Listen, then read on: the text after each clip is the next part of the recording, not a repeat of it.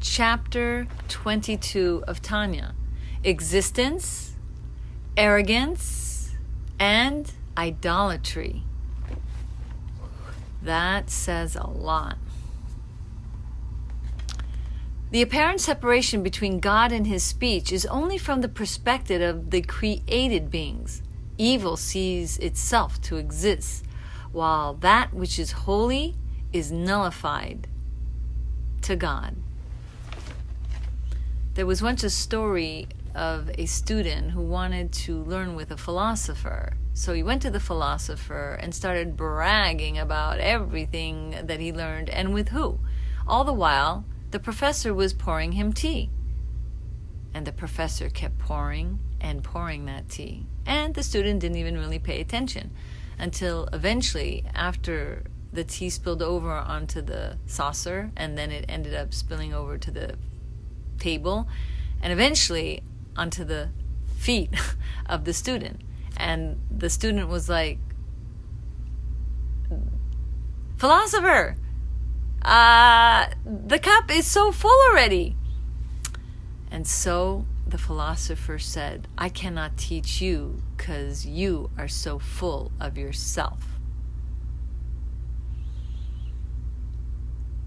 This chapter helps us understand how to really be careful not to be full of ourselves by delving deeply into the understanding of those other forces like the Sitra Achra and the Klipa are so full of themselves.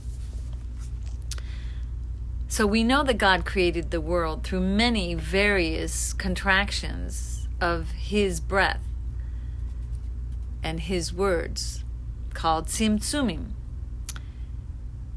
As this veiling, almost as it were hiding and obscuring God's light, was brought about to create klipas and sitra achras.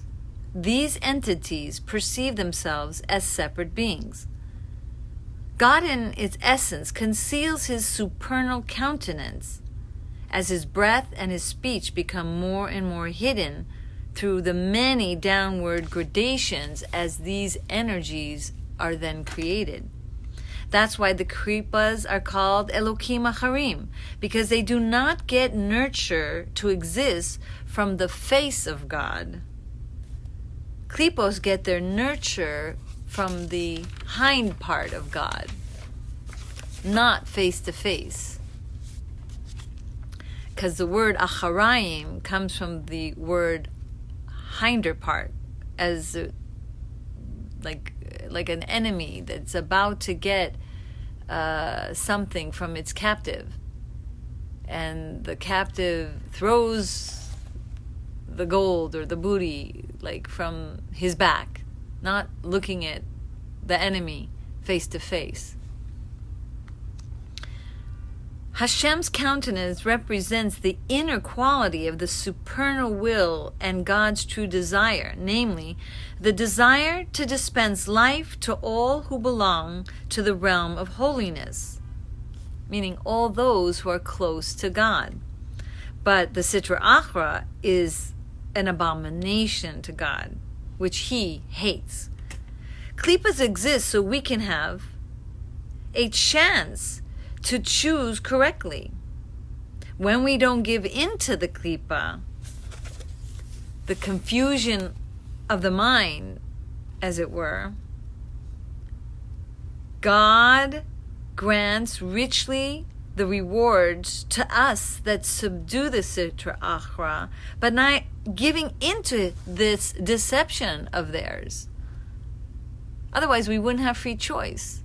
The Sitra Achra being created gives us an illusion that there is something other than God, an illusion that there's a choice that may seemingly be so beneficial when it's really not.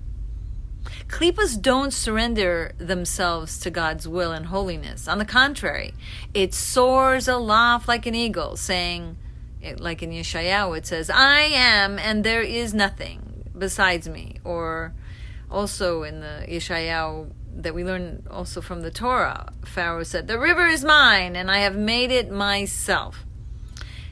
Arrogance, the Chachamim say, is truly tantamount to idolatry. And the root of idolatry is that it regards itself as an independent entity, an outright denial of God. Arrogance, which is the aggrandizement of the self and one's own self-identity, therefore is a denial of God's unity, and as the Gemara teaches us, it's equal with idolatry. Wow.